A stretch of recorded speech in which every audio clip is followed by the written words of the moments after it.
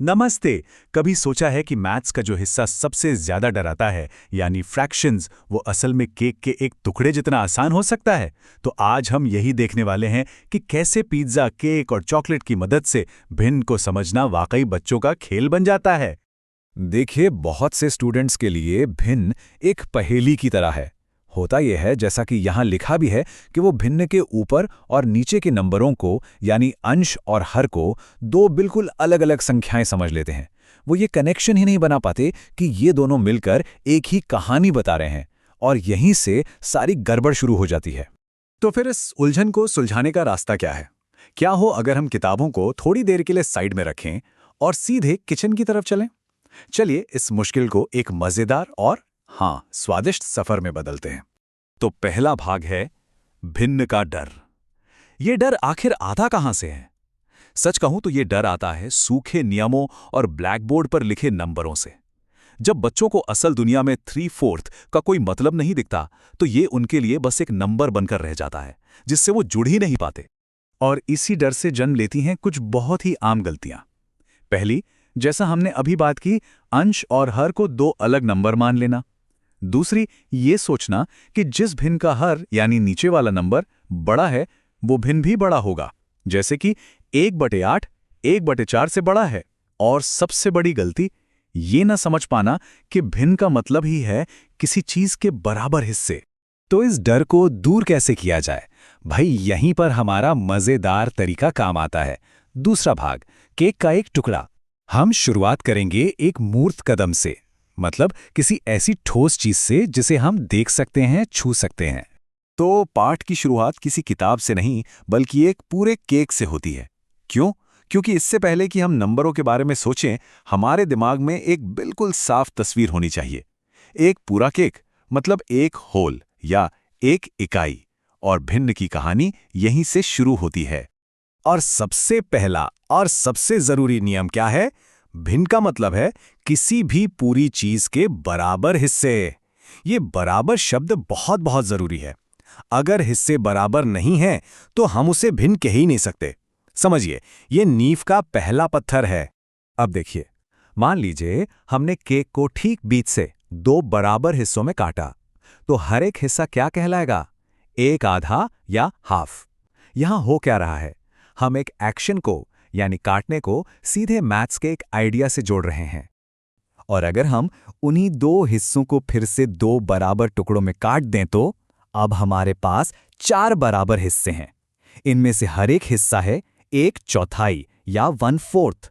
एक बात पर ध्यान दिया, जैसे जैसे टुकड़े बढ़ रहे हैं, हर टुकड़े का साइज छोटा होता जा रहा है। ये समझना बहुत जरूरी है। तो तीसरा भाग, केक से ब्लैकबोर्ड तक। अब जब हाथ में केक है और दिमाग में तस्वीर साफ है, तो अब टाइम है इसे गणित की भाषा में लिखने का। ये है हमारा प्रतिनिधित्वात्मक कदम, जहां हम तस्वीर को नंबरों से जोड़ेंगे। तो भिन्न के ये दो हिस्से आखिर बताते क्या हैं? देखिए, नीचे वाला नंबर यानी हर, ये बताता है कि केक को कुल कितने बराबर टुकड़ों में काटा गया है। और ऊपर वाला नंबर अंश, ये बताता है कि उन टुकड़ों में से हमारे पास कितने हैं। बस इतना ही तो है। तो अगर ब्लैकबोर्ड पर 3/4 लिखा है, तो इसका क्या मतलब हुआ? इसका सीधा सा मतलब है कि हमारे पास केक के 3 टुकड़े हैं। ये हो गया अंश, और उस पूरे केक को 4 बराबर हिस्सों में, जो कि हर है, काटा गया था। अब ये सिर्फ नंबर नहीं है, ये केक के टुकड़े हैं। चौथा भाग, टुकड़ों को एक साथ रखना। चलिए, अब जब हमारी नींव मजबूत हो गई है, तो इसी केक मॉडल का इस्तेमाल करके भिन्न की कुछ और दिलचस्प पहेलियां सुलझाते हैं। ये है हमारा अमूर्त कदम। अच्छा, अब एक सवाल जो अक्सर बच्चों को कंफ्यूज करता है, कौन सा बड़ा है, 1/4 या 1/8? अब अगर सिर्फ 8 और 4 को देखें तो लगता है कि 8 बड़ा है। लेकिन जरा केक के बारे में सोचिए, अगर एक केक को 4 लोगों में बांटा जाए तो बड़ा टुकड़ा मिलेगा, या 8 लोगों में? जाहिर है 1/4 का टुकड़ा 1/8 से बड़ा होता है। अब जरा इस तस्वीर को देखिए। एक तरफ केक का आधा हिस्सा है यानी 1/2, और दूसरी तरफ उसी साइज के 2/4 टुकड़े हैं यानी 2/4। क्या दोनों की मात्रा बराबर है? बिल्कुल। इसी को तो समतुल्य भिन्न या इक्विवेलेंट फ्रैक्शंस कहते हैं। मतलब दिखने में अलग पर उनकी वैल्यू बराबर। और ये होता कैसे है? सोचिए, हमारे पास केक का आधा हिस्सा है, अब अगर हम उस टुकड़े को 2 बराबर हिस्सों में काट दें तो हमारे पास 2 टुकड़े हो जाएंगे और पूरा केक अब 4 हिस्सों का माना जाएगा, है ना? तो 1/2 अब 2/4 बन गया। मात्रा वही रही, बस नाम बदल गया। 5वां और आखिरी भाग आपका हिस्सा। अब तक हमने जो कुछ भी सीखा है उसे परखने का समय आ गया है। चलिए एक छोटा सा अभ्यास करते हैं और इस तरीके की सबसे जरूरी सीख को पक्का करते हैं। चलिए 1 मिनट के लिए केक को भूल जाते हैं और चॉकलेट के बारे में सोचते हैं। मान लीजिए एक चॉकलेट बार में 10 बराबर टुकड़े हैं। अगर उसमें से 3 खा लिए तो चॉकलेट का कौन सा भिन्न खाया गया? बिल्कुल सही। जवाब है 3/10, क्योंकि कुल 10 टुकड़े थे और 3 हिस्से खा लिए गए। चलिए एक और सवाल, क्या बड़ा है, केक का 1/3 हिस्सा या 1/2 हिस्सा? याद है ना, जितने ज्यादा लोगों में केक बटेगा टुकड़ा उतना ही छोटा होगा। तो जाहिर है 1/2 हिस्सा बड़ा है। तो आज हमने जो तरीका सीखा उसकी सबसे बड़ी सीख क्या है?